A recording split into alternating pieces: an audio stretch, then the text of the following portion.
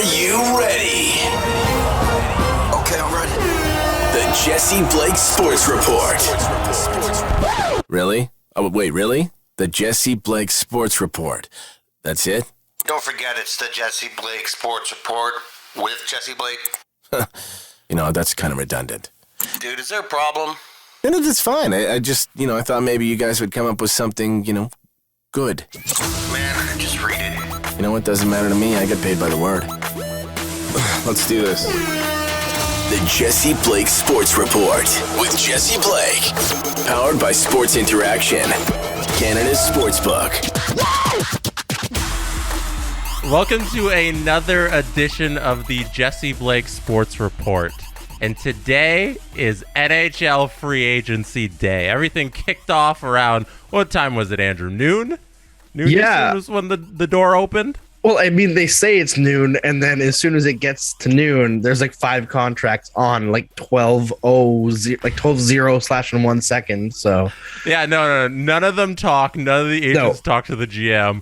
All of these contracts are just ready to go in 1 minute after the door opens. In a league that still operates by fax machine, somehow they get it done that fast. There should easily be like dozens of tampering penalties every season. And this year especially, we knew all these contracts like a week ahead of time. Yep. How long have we known about Jack Campbell? To Edmonton, yeah, we knew those details and everything like a week ago.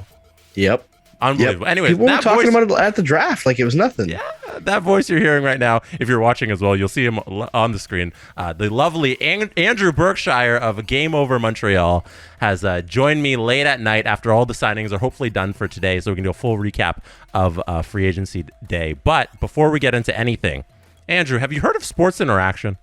I have. I've heard good things. Only good things, because all the action starts at Sports Interaction, Canada's sportsbook. But before the game, live in play, and one of our many prop bets. Doing it right since 1997, Sports Interaction makes it easy to deposit, play, and cash out. Join now and see all sports betting has to offer. Head to sportsinteraction.com/SDPN. That's sportsinteraction.com/SDPN. 19 plus. Please play responsibly. And I have the site up right now. The Stanley Cup odds for 2023 have not been updated to reflect free agency just yet.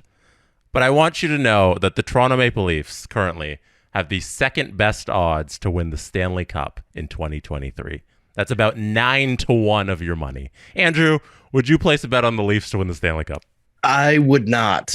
I think the main reason the Leafs always have such great odds to win the Stanley Cup is because so many people do place their bets on the Maple Leafs, and the market reacts to that. I think they're a top 5 team, honestly, going into the league, just like I did last year. But for those odds, based on what others get, they would not be my number 1 pick. That's for sure. The smart bet's probably still Colorado, right? Based on everything we know, and them trying to repeat is probably the smart bet there. Yeah, I would say so. If Tampa Bay had gone out in like the first round this year, I feel like they would be the smart bet, because having a summer of rest and getting their bodies back into shape would be, resetting for another run. But the fact that they went to the final again last year, like those guys have got to be so beat up. Mm-hmm. I know they're confident in another run, but eventually you need a short summer or a long summer. Sorry. Let's get into the main event here, and that is free agency day and the Columbus Blue Jackets getting their man. Eric Goodbranson signs in Columbus, and the city they're overjoyed. Yeah, it didn't seem like people were too happy about it for good reason, because he more than doubled his salary from last year and got a whole lot of term. I don't get it. Jarmo Kekalainen was very defensive about it, as all GMs are when they sign bad defensemen to bad contracts, talking about intangibles. But Eric Goodbranson's their second highest paid defenseman, Jesse. And it seems like it happens so often where GMs are just like, hey, here's this immobile defenseman. Here's a bunch of money to him. Everybody's going to try and talk me out of this, but I don't care. I know best. I'm the GM. And to their defense, the place they struggled the most was on D and not being able to score goals. I think Columbus finished 14th in the NHL in scoring, and then where they suffered was their goals allowed per game, where they're 28th. So they needed to get bigger on defense. I just don't know if Eric Branson's the guy. No, I mean, he had a decent year in Calgary, to be fair, insulated by significantly better defensemen all year and not playing tough minutes. I don't know what the plan is in Columbus on defense, just because I look at that list of names and, Zach Werenski is great, but I think he's overpaid at almost $9.6 million a season. And, other than that, how much better is Adam Boquist going to be? It could be a lot better, but you really got to see a lot of those younger guys take big steps forward for them to have a decent defense group after all the losses over the last couple of seasons. And a lot falls on Merzlikins and Korpisalo to keep the puck out of the net.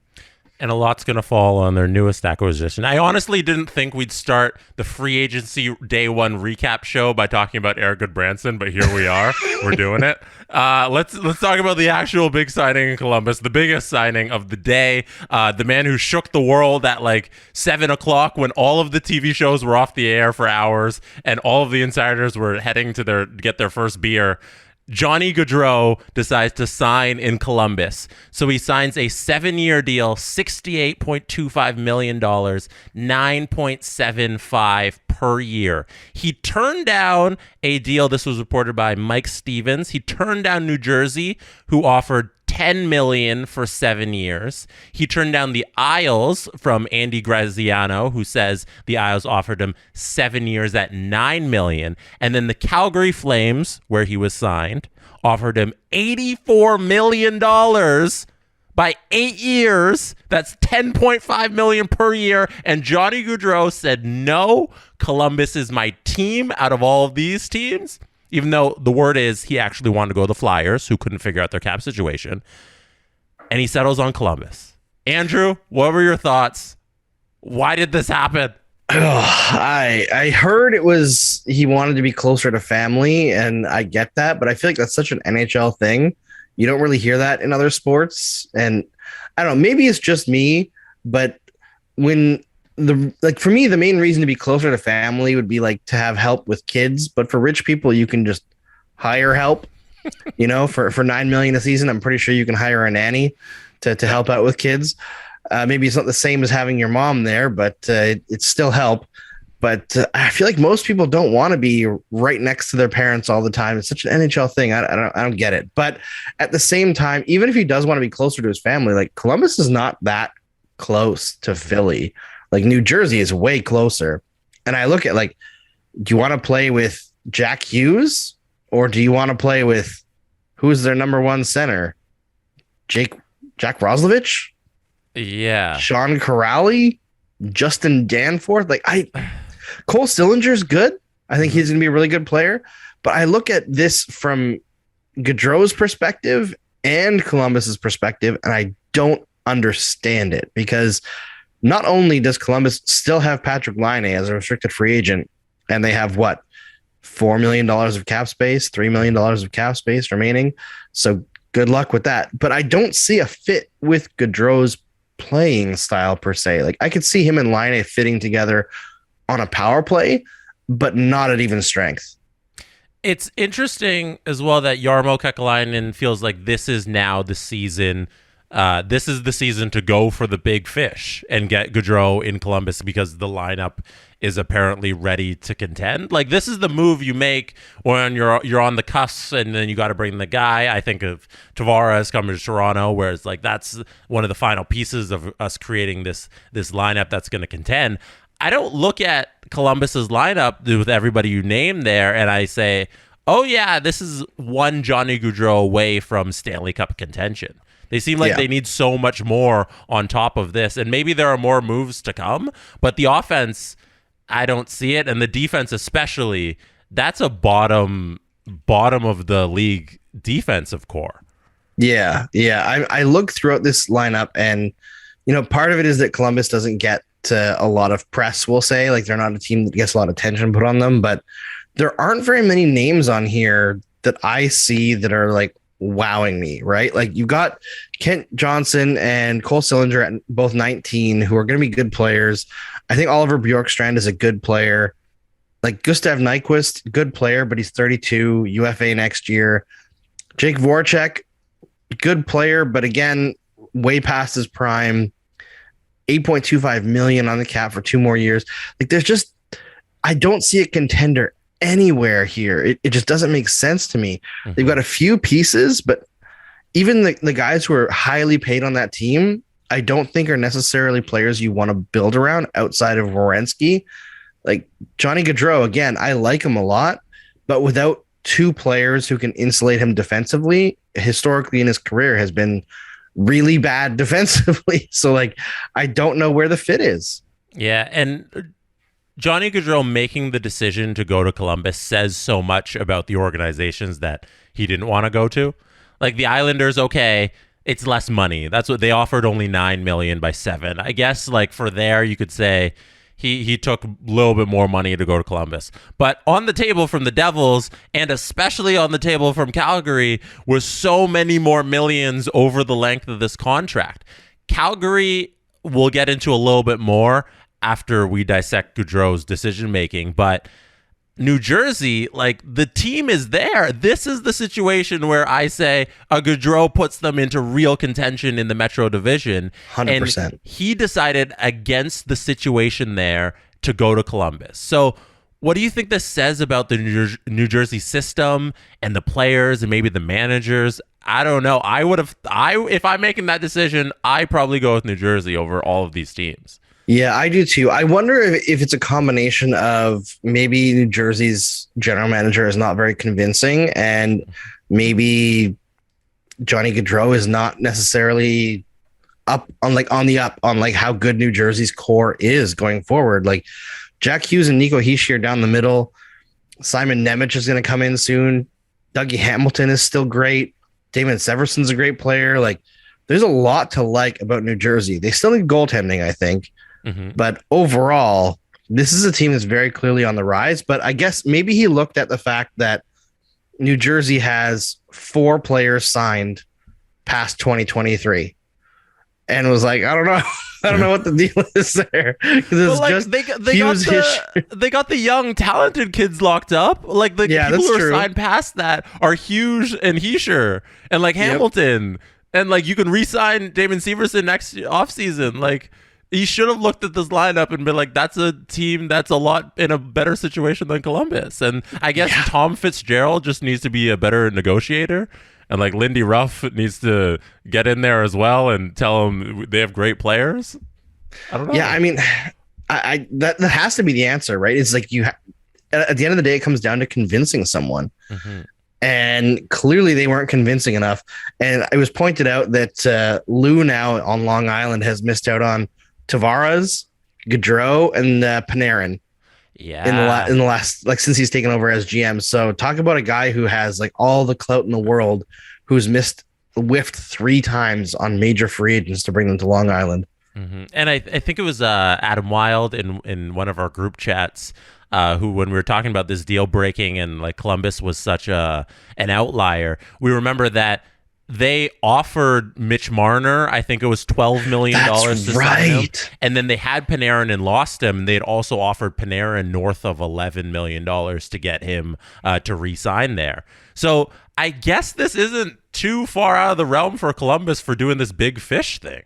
They have a history. They do have a history, and they're trying to make a splash. And I guess we should say, as much as it doesn't make sense and doesn't really seem like a fit, it's probably good for the Columbus organization to get term on a star player, because it's something they've struggled to do their entire existence, right? Like Rick Nash wanted out, Panarin wanted out, Seth Jones wanted out. Last offseason, they had to get rid of Seth Jones, So getting a star player to sign with term, maybe that's like a signal of a sea change for Columbus. Mm-hmm. And like the complete opposite is going on in Calgary right now. We'll move on to their situation because it's directly related to everything we're talking about. Johnny Gaudreau left Calgary, and he left because he didn't want to be there. He didn't leave because of the contract.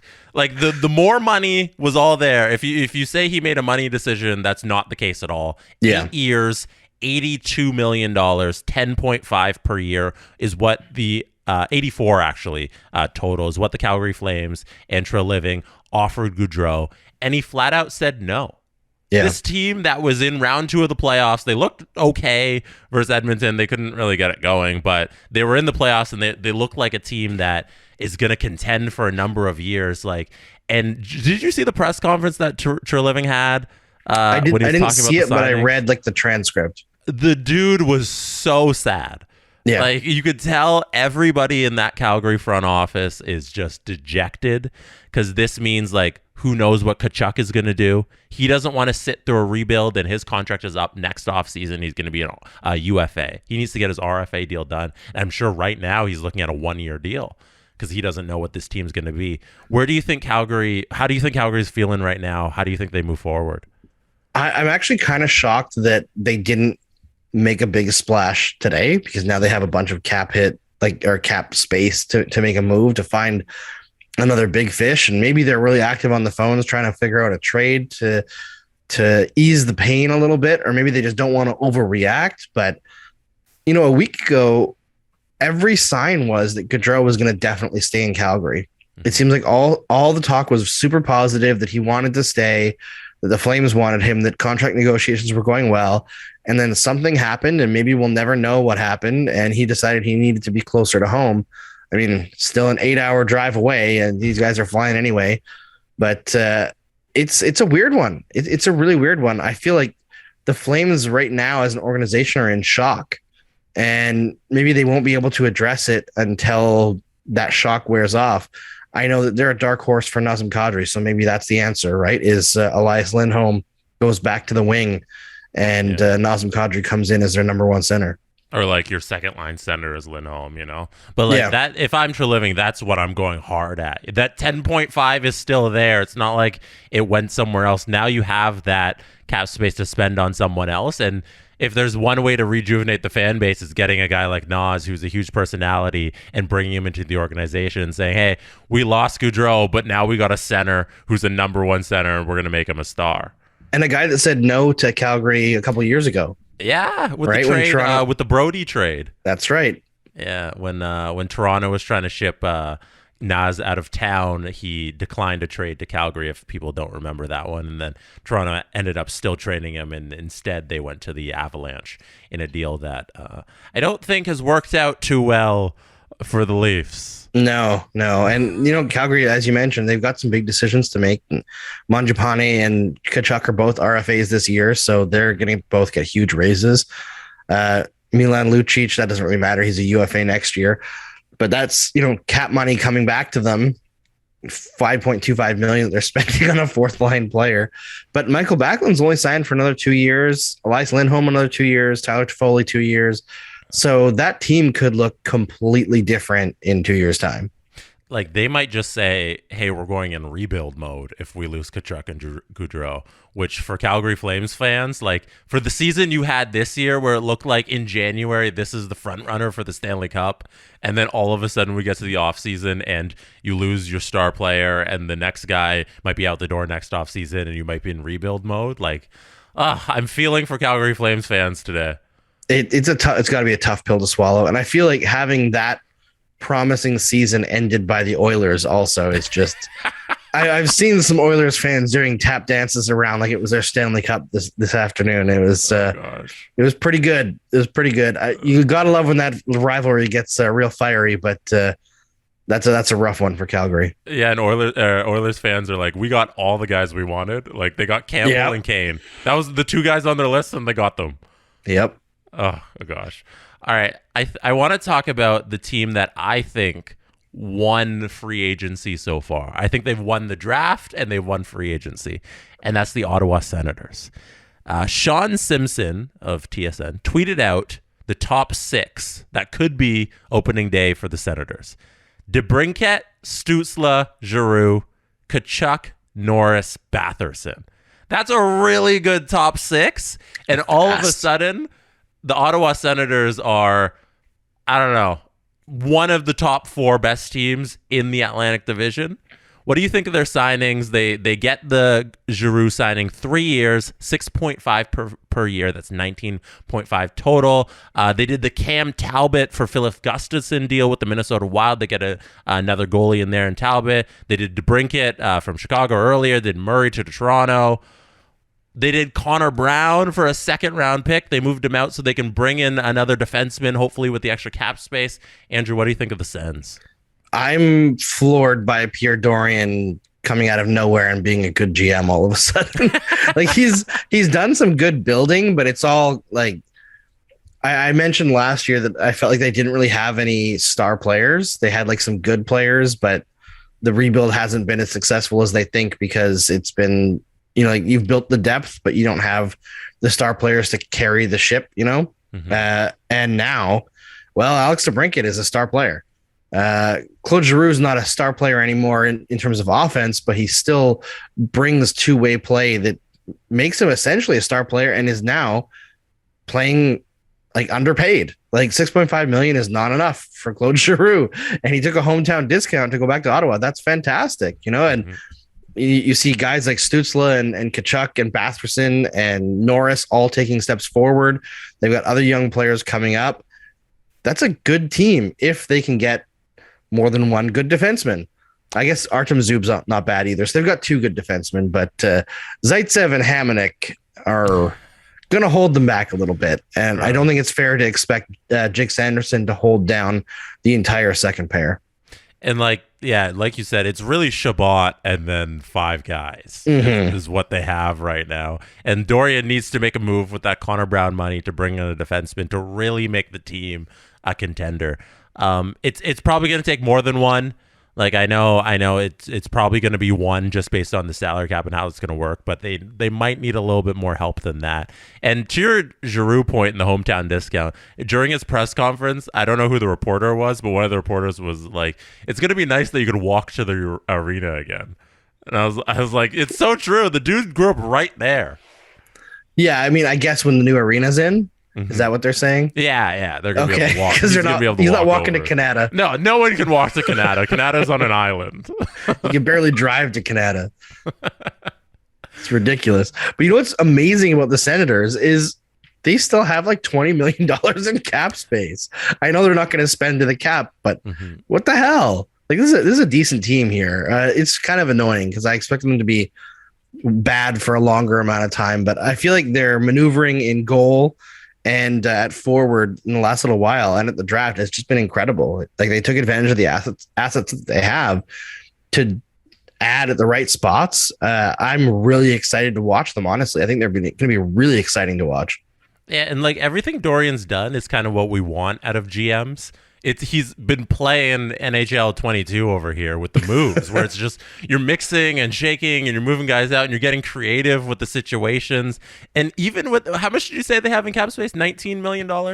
Yeah, $19.5 million. And that includes the Matt Murray cap. They have Bobby Ryan cap hit. They're still paying Dion Phaneuf, I'm pretty sure. And Colin White. Colin White till forever. And Michael Del Zotto. And they still have $19 million.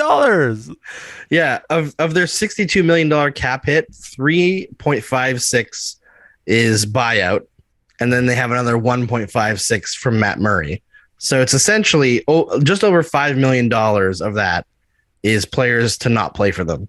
Wow. Like, how? And it can only get better, because like those are just going to come off the books and then you're going to add pieces. And they've already got the Brady Tkachuk deal done that they did last offseason, the 8.25 for 8 years. So he's locked up and they won't have any of the big contracts, maybe the RFA of the Stützle deal, but Shabbat's also locked up. And then it's just adding pieces. They've still got to figure out Josh Norris this year. He's an RFA, right. So that's going to cost them, I would say, at least $5 million just because he scored 30 goals last year. That's a very good point. I guess if they go long term, it'll be a bit higher. And then next year is where they've got DeBrincat and Tim Stützle to talk about. So maybe RFA deals, though. Yeah, RFA deals. But I mean, if Stützle is playing all year with Alex DeBrincat, where he can set him up, or Claude Giroux, where he's getting a setup, that's going to be a pretty expensive deal, I think. But like maybe you hold back some of this money. Some of that goes to Norris this offseason. So let's say you have $15 million left. Then you got like Hamonic coming off the book. That'll free you up. Maybe get back to like 13. And then when you split that 13 between DeBrincat and Timmy Stutz, then you're good. You're laughing if you're Dorian. You're in a perfect cap situation with a very talented young team. Yeah, it's a great situation to be in. If they actually have, the go-ahead to spend to the cap going forward, they have some real room to make this a very good team. Mm-hmm. But I guess it also depends on, does DeBrincat want to stay there after 1 year? Yeah. I'm waiting for Ian Mendez or someone out there to write the article about how things have changed since the passing of Eugene Melnyk, and if whoever's running it now, I believe it's his daughters, have just given the thumbs up for them to go spend, and if they will become a cap team because they want to put this into this fun team into Ottawa and the new arena and all that. Yeah, I mean, the most obvious change I thought was as soon as that happened, Pierre Maguire got sent running for the hills. There's only one Pierre allowed. And it wasn't going to be Maguire. I think he saw that as challenging his authority. And I heard that Dorian was overruled on a few things by Pierre Maguire over the last year, and they weren't the correct decisions, like drafting Tyler Boucher. Wow. Okay. Yeah, because it was very clear when Eugene passed, and then that's the kind of the second move that the organization makes is to fire one single individual. It was very clear that he did not mesh well with management. A guy who was hired by Melnyk, not Dorian. Yeah. Right. So it was very clearly like, this is a guy who is not necessarily under Pierre Dorian's thumb. And then all of a sudden Dorian goes out and makes like great move after great move. I mean, I think he's done more for his like legacy as a GM in the last year than he has in the last few. Yeah, I've absolutely loved what the Sens have done. Like A+ if on the free agency grade, the off-season grade for them for sure. And I don't know, what would you give the Toronto Maple Leafs on the off-season grade? A lot of people are down on the Leafs for the goaltending situation, but I am kind of giving them credit.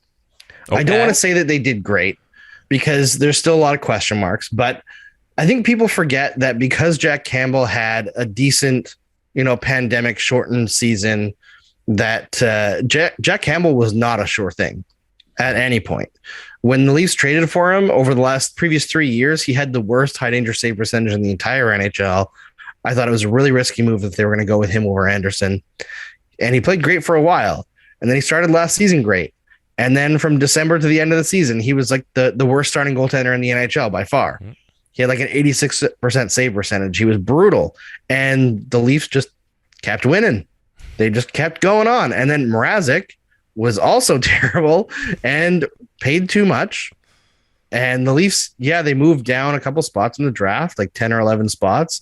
But they moved Mrazek's cap hit. They added Matt Murray, who has a checkered injury history and has been rough the last few years as well, similar to Campbell, but for less money, less term. And then they add Ilya Samsonov, who, has been up and down the last couple of years, but is younger, promising, low cap hit, low term. I see the Leafs as a team that lowered the amount of money that they're paying for their goaltenders, didn't drop the talent level very far, added a 2-time Stanley Cup champion who they could get somewhere close to that level again, playing behind a much better defensive system than it gets credit for under Sheldon Keefe. And, I don't think they added that much more risk, and they cut down the term as well. So now they've got, if these two don't work out, they can be out of there within basically a year. Like they could buy Matt Murray out or trade him somewhere else at the end of the year or at the deadline. It's easy to move 1 year. I'm really impressed, honestly, by the maneuvering that Kyle Dubas was able to do in goal. And I like the Obe-Kubel signing as well. Mm-hmm. Just a rundown for anybody who missed those signings that the Leafs made. As Andrew mentioned, Samsonov, $1.8 million for 1 year. Obe-Kubel, $1 million for 1 year. Adam Gaudette, $750,000, $750,000, like that's it for 1 year. And then, they made the Matt Murray move last week. The way you break it down it's very reasonable. Like the Leafs moves here, if you're a fan of podcasts on this network, they'll be breaking down to death tomorrow on the Steve Dangle podcast, all four of these moves. But the way you lay it out there, it's very reasonable. And a Matt Murray-Samsonov tandem isn't that much worse than an unknown Campbell and Mrazek, who's always injured. Right. And the fact is, it could be better. Like, Samsonov could be the starter by the end of the year if he recovers like his rookie form that he had in Washington. And, Matt Murray might be able to have his confidence come back in a tighter defensive system like Toronto runs. Like, I feel like people don't give credit to the Leafs defense because Campbell last year and Mrazek just got terrible number. Like, they were just terrible. They were terrible for that, like 3 or 4 months. It was unbelievable. Like, I remember talking with Steve about how Austin Matthews had an on-ice save percentage of something like 82%, but he was still controlling like 65% of the goals over the middle of the season. It shouldn't be possible. Right? And the only way that's possible is that you're not giving up very many shots. And I think in a system like that, Matt Murray has a higher potential to rebound than Campbell did when the Leafs acquired Campbell in the first place. So, like, yeah, these are 2 reclamation projects, but they're decent bets, I think. Yeah, it's a team that had one of the worst save percentages in the league. I think it was bottom 10 and won despite it. Like, they finished, they were a top 10 team in the league. They were in the playoffs with home ice advantage over the Tampa Bay Lightning, finished second in the Atlantic. And like you said, the defense deserves a little bit more credit than that, than they've been getting. And maybe not even the defense. Maybe it's just the system that Sheldon Keefe played. Because despite all of this shaky goaltending, they won and they won and they won and they won. So even if they don't receive otherworldly 2-time Stanley Cup champion goaltending from Matt Murray, they can still win because they proved it last year. And the entire core outside of Mikheyev and Kasha, who we'll get to a little later when we bring up the Hurricanes, everyone's pretty much back. And you're adding Gaudreau and Kubel, and you're going to throw in anybody who steps up there from the Marlies. If Matt Nyes wants to play for the Leafs next season, who knows? I think I have a sunnier outlook on the Leafs coming up this season as I think you do as well. Yeah, I think they're in pretty much the same position as the year before. It makes sense to run it back.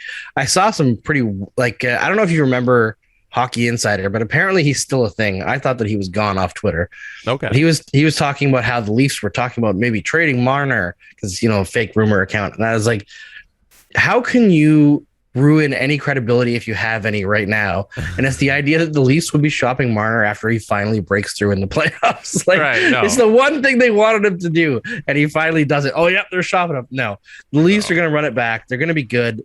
Will they lose in the first round again? Maybe. Only if they face the Ottawa Senators. Yeah, the Battle of Ontario returned this week. Like, it's fun. Ottawa and Toronto are going to be 2 teams that think they're contenders, and we might get that Battle of Ontario. I love it. I want it. It's going to be great. The early 2000s are back. So I want let's move on to the Philadelphia Flyers here, because Chuck Fletcher, he continues to be a little bit unhinged at all times. Oh my God, so bad. Trades to Carolina a 2022 4th round pick, a 2023 3rd round pick, a 2024 2nd round pick for Tony DeAngelo and a 7th. Then proceeds to sign Tony DeAngelo for 2 years, $5 million per year, and then goes to the media and says, we're out on Johnny Gaudreau because we don't have the cap space. Sir, you are in charge of the cap space. How do you not have enough money to offer Johnny Gaudreau when you know this is where he wants to be? There was like 3 teams he wanted to sign with, and you were one of them. And I think the Philly was number 1 on the list. And Chuck Fletcher's like, we don't have the money. We can't make the move because we don't want to just throw away JVR for nothing. And we want to give Tony DeAngelo this money. They also signed Nick Delorier. It was 1.75 for 4 years, and Justin Braun for 1.75 for 1 year, 35+ deal. What the hell's going on here with the Flyers, and why is Chuck Fletcher so unhinged, Andrew? I mean, you forget they also extended Rasmus Ristolainen for 5 years last year. So, they could just not have Ristolainen and DeAngelo, and they would have Johnny Gaudreau right now. Honestly. That's a choice that they made, right? And let's not forget, I don't know if it was Chuck Fletcher or not, but like the Kevin Hayes deal remains insane. Like I like Kevin Hayes as a player, but $7.1 million for Kevin Hayes is like third line center. Okay. That was signed by Fletcher, by the way. It was? Okay. So I think he's probably the first line center now with no. Couturier's got to be back, right? He's still on the injured reserve. That's why I'm not seeing him on Cap Friendly. So he's second line center now. But still, 7.1, your second line center better be a lot better than Kevin Hayes for that kind of money. It seems to me between hiring Tortorella and these moves that the Flyers are not only determined to be bad, but also unlikable. And I have to say, it's on brand for the Broad Street Bullies a little bit. So good on them for that. But you're supposed to be good and unlikable, and that's what makes you like fun. But I think they're just going to get rocked all year long. And I feel bad for guys like Carter Hart, who is going to have to be behind that defense that outside of Travis Sanheim is not very good. And I've heard that they're shopping Ivan Provorov now. Yeah. And does Chuck Fletcher not know what good defense is? Like, it sure seems like he doesn't. Well, he gave Ryan Ellis, who can't stay healthy, a whole bunch of money. So he probably the ghost of Ryan Ellis. And like you mentioned, Carter Hart, like that's a guy who needs a bounce back season, like really bad. He hasn't really had a good season in 2 years. Like pre-pandemic was probably the last time. The bubble playoffs, I should say, is the last time really we saw the best of Carter Hart, and that's someone who really needs to do something this year. The contract's not expiring after this year, but like that 3.9 is going to come up eventually, and he's 23. It's time to show something here, Carter Hart. You can't just always be relying on what happened 2 to 3 years ago. Yeah, and I just question their moves because it seems just all over the place. Yeah, there doesn't seem to be a plan, right? Like there's guys in the Flyers that it's kind of the same thing as Columbus, right? But more messy. Like Columbus, at least they're like developing young guys and you can kind of see like a path forward eventually. It just seems like there's money in the wrong spots. But the Flyers are just like, this guy's free agency. We traded for this guy and we're just going to pluck this guy in because who knows? Like Cam Atkinson, is he great? He's all right, but he's 33. So does that fit? James Van Riemsdyk, also 33. Why do you sign him as a UFA? Just like nostalgia for when he started out? Like, I like Joel Farabee a lot. I like Travis Konechny a lot. I like Morgan Frost, but I don't see any star players currently on the Philadelphia Flyers. Carter Hart can be, but I don't see a single star player. Couturier is probably the closest, but even he's taken like a hit because of the health issues. Yeah, and a lot of those names you mentioned, I mentioned JVR before, like if you knew the Gaudreau negotiations were coming up, you know what day, it's July 13th, you know what day free agency is, move out some of the money so you can offer this star some money. Like, I guess there's still, they could have also gone after Kadri. I was going to say maybe they could go after Kadri now, but they're not making any moves, so they can't go after Kadri. They could have made those moves ahead of time at the draft, and then you can go after Gaudreau and Kadri, and then maybe you land on one of them. But they chose not to do either of those things. And we talked about like great team building from Ottawa, who are 19 million below the cap. The Flyers are over the cap. Like part of that's because LTIR doesn't count, and Couturier and Ellis are currently on there. But like they're buying out Oscar Lindblom, who's like the best story the Flyers have had in the last several years, and then signing Tony DeAngelo, who's like universally hated. Like this team, they just can't help but they're like that Sideshow Bob episode in The Simpsons where he keeps stepping on the rakes. Yeah, it's like that. And how do you have a roster this mediocre and be over the cap? And I say that as somebody who covers the Montreal Canadiens, and they're in a similar situation. It reeks of no plan, like no definitive direction for roster building. And I question what the hell is going on with that front office. And like another organization where I'm like, eek, I don't really know what's going on there is the Vegas Golden Knights. Because today they had to dump Max Pacioretty for absolutely nothing. just because they've screwed up the cap so much. So there's the quote that was going around from Sean Shapiro, who spoke to unnamed NHL sources a couple, I believe it was at the beginning of the season, and they told him this about Vegas. Vegas treats you great until they don't. They've gone from the team of opportunity, the golden misfits, to the evil empire. As an agent, you have to warn your guy that he's expendable as soon as his salary doesn't fit with the plan. Look at what happened with Marc-Andre Fleury. I think as long as they win, they'll avoid problems, but if they have a losing season, watch out. And that's essentially what they had this year, a losing season where they missed the playoffs and they traded for Jack Eichel. And that trade, this is from Jesse Granger, has directly or indirectly cost them Pacioretty now, Tuck, Peyton Krebs, Dylan Coughlin, and the 16th overall pick in 2022. I don't know what's happening in Vegas, Andrew. Yeah, it's one of those situations where they're going for it and they want to add every big name player that becomes available. And they're like, future me will figure that out. And future me came around and they didn't have an answer for that at all. Good for Carolina for poaching Max Pacioretty for nothing. I love that no NHL team was willing to let them out of this, because we've seen teams get into this kind of bind before, like the Chicago Blackhawks have, and teams will do them favors.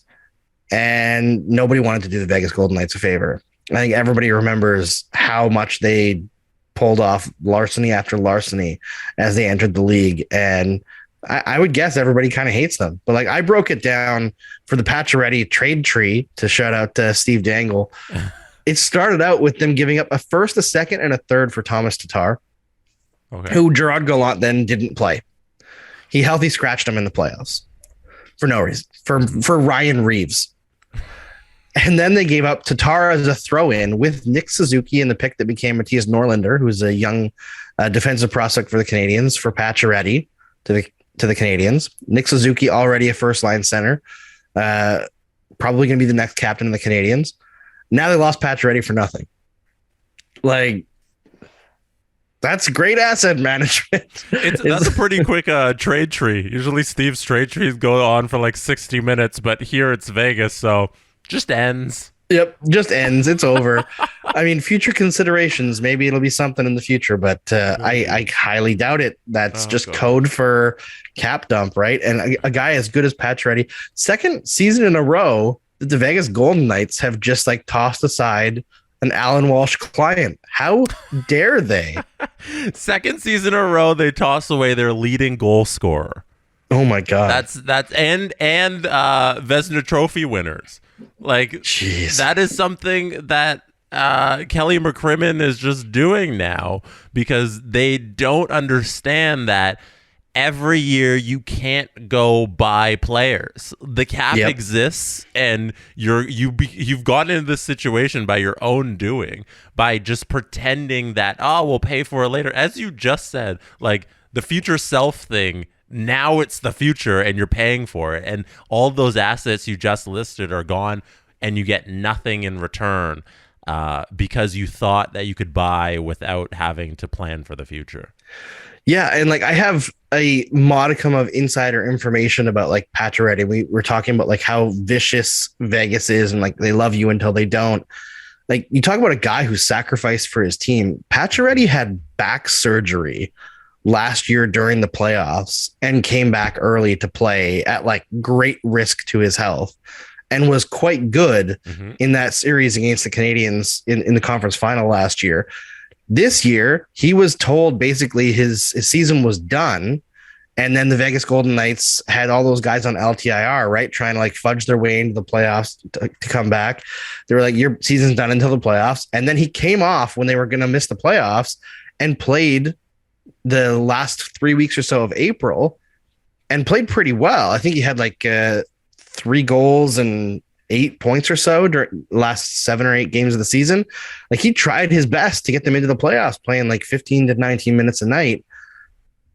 And then you just kind of toss them aside for nothing. I feel like as a player, being traded as a cap dump is probably worse than being bought out, right? Just like feeling that way. And I know Pacioretty is a guy who has a lot of pride in his play and has continued to be a very great player into his, I guess, now mid-30s.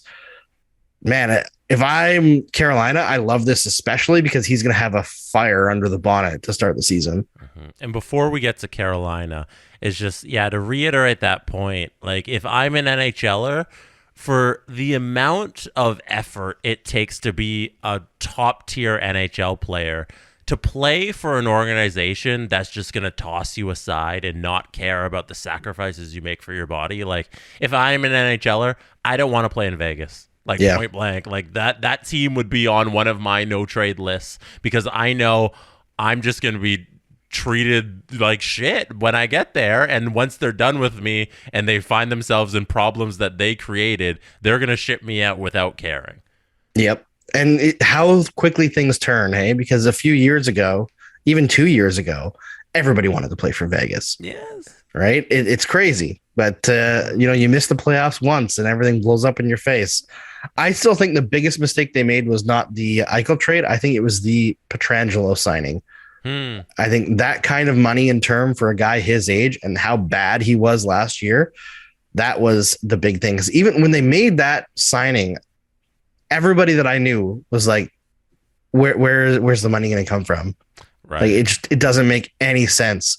And then you add Eichel on top of it and you're just, I don't know. They just don't have everything is, I love the idea that you absolutely redline it to make it to try to win a Stanley Cup right away as soon as you exist as a franchise and try to get everything possible out of it. But at a certain point, you have to have some level of caution and plan. Vegas has clearly not got that between this and then the Dadonov trade last year that they didn't even read his no trade clause. Yeah. My God. That's such a good way to put it. Like they hit the gas pedal and then haven't let up at all. They're trying to win the Stanley Cup and trying. But eventually you just need to slow down. Yeah, like you got somebody going, it's time to pit. Right? And you're like, no. Like, your tires are gone. Yeah, box. There's yelling box in their ear and they're not pitting and their tires are nothing. Oh gosh. Okay, Carolina. There's your F1 talk, everybody. Carolina Hurricanes, the final team we're gonna hit. They acquired Patches for literally nothing. Dylan Coughlin as well, who is a terrific young defenseman. I was watching some of his play on YouTube, and he's like a puck-moving, offensively minded defenseman. And like Vegas was really happy about like the size he put on this season. So there's another young, good player that Carolina's just getting. So they did that. They also acquired, in the biggest trade of the day, it felt like a trade frenzy today, Brent Burns from the San Jose Sharks and Lane Peterson. And the Sharks retained 34% of Brent Burns' contract, so the Hurricanes are only paying Burns $5.28 million. They sent back the other way a couple different prospects, a 2023 third-round pick, and there's conditions on that as well. It's going to be either Carolina's or Philly's third-round pick. But they acquired Brent Burns for very little, and Lane Peterson, who's not a bad player. What do you think of the Hurricanes' day? And I'm forgetting the biggest move of all, Andre Kasha, who decided to take the deal from the Hurricanes, even though he was offered the exact same deal from the Toronto Maple Leafs. Oh, ouch. Yeah, that was a report by Chris Johnston. The Leafs offered him the exact same details, which are, I don't have them in front of me. 1 year, 1.5. There you go. Leafs also offered that, and Kasha said, no, I want Carolina.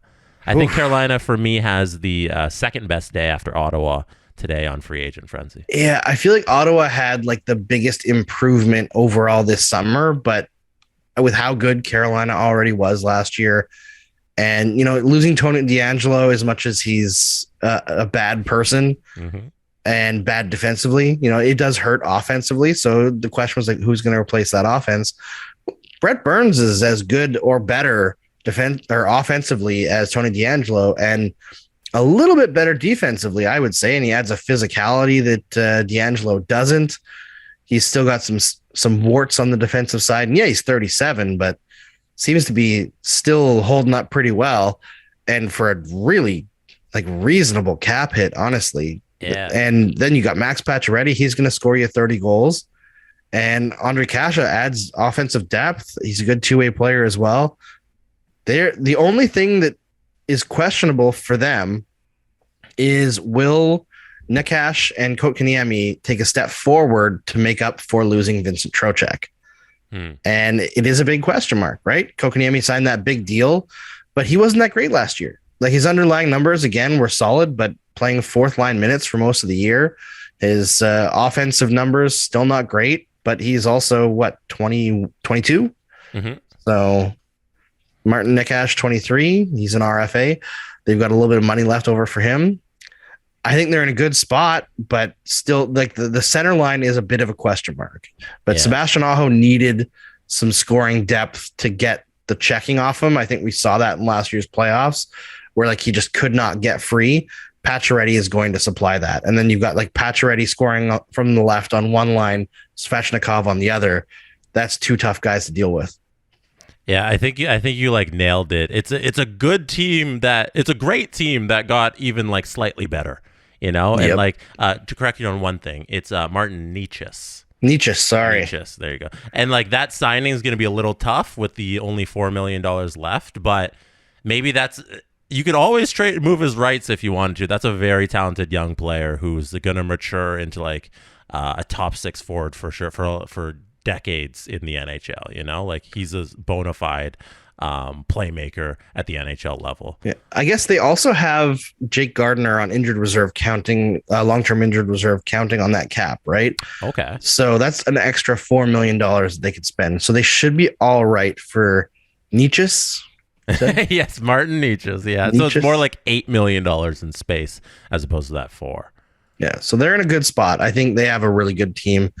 It's going to be funny to see, or interesting to see, how hard they go in on this year. Because, you know, Pacioretty is a UFA at the end of the year. Jordan Stahl's a UFA. I mean, just for fast doesn't matter that much, but they've got more players to sign. Both their goalies are unrestricted free agents. So this is a win it or big changes year for Carolina. Yeah, it really is like a go for it. And I think that's why you make the Brent Burns move and you make the Pacioretty deal. Yeah, and really for nothing off their lineup is what they set out for adding those two players. Like, they took away nothing out of that playoff core, which is just unbelievable work. It is great. Yeah, it is great. I was giving it to Eric Tulsky, not exchanging any actual information or anything with them, but just DMing him saying, how the hell did you pull that off? And he was like, cap space. It's the beautiful thing. It's what every team wants and needs, you know? Yeah. It's the reason Vegas did what they did. It's the reason Carolina can just take a free Max Pacioretty. It really is the biggest weapon you can utilize as a GM in the National Hockey League. It's cap space. Absolutely. Yeah. All right, so that's it for day one. I've kept you so much longer than I said I would, but I really appreciate you sticking around late night for doing this day one free agency recap show, Andrew. I appreciate it. It's my pleasure, Jesse. Anytime. And we have a couple big fish still out there, Nazem Kadri being the biggest, and then John Klingberg on defense being the second biggest. Where do you think Kadri in particular lands? I think just based on the loss that they just had, it makes sense to go to Calgary. But you're forgetting the biggest fish of all. Will Toronto sign PK Subban? Oh, no. Oh, gosh. I don't want to see it. I don't want to see that. I was looking at some numbers today, and I thought that he was worse than he actually was over the last couple of years. Mm-hmm. It's just that New Jersey is that bad. So if you look relative to team, he's actually not been that bad. If he can rebound a little bit from the knee injury, he could be a solid third pair defenseman. That's the thing, though.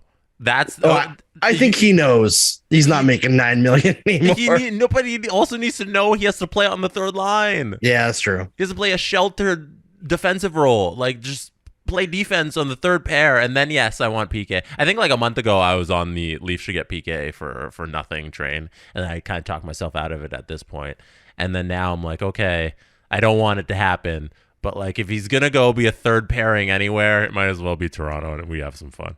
All right, I'm gonna give you one more. I know we've gone too long. Okay, Phil. Oh, Mr. Kessel? He's a free agent. Where do you think he signs? I'm asking, do you want him in Toronto? Oh, no. Don't bring that back. He loves Toronto. The media here can't handle it. But it's you know, not even Phil. The media can't do that. But I got to tell you, Phil in the playoffs, he's money. He's money in the playoffs. How many days are there in the NHL season? It's like 181 days, right? Or 200 something like that. Something. There's going to be 200 stories written about Phil Kessel if he resigns in Toronto. Every single day. That's all the Toronto media will write about is Phil Kessel. And what does this mean about Austin Matthews? Just Phil's here. Like, I don't want this. I don't want this at all. No. Oh, man. I want it just for the chaos. All right. Thank you, Andrew Berkshire, for joining the Jesse Blake Sports Report. That is it for me tonight. You could have been anywhere in the world, but you chose to be listening to this or watching this on YouTube, and I appreciate it. I'll see you tomorrow on the Steve Dangle podcast, where we will continue to recap free agency and all the signings that happen on day number 2. I will catch you on this podcast feed next Tuesday, where we're going to be talking about the Toronto Blue Jays with Cam Lewis and why they just fired their manager and why this franchise is currently in a tailspin. A brief tailspin, but they're falling fast. All right, so we'll talk about that next week. Thank you for being here. Good night. And that is how it's done. The Jesse Blake Sports Report with Jesse Blake. Powered by Sports Interaction, Canada's Sportsbook. Jesse Blake, the guy that likes to hear his name twice in one sentence. Sure, I know him. No, he doesn't have an ego at all.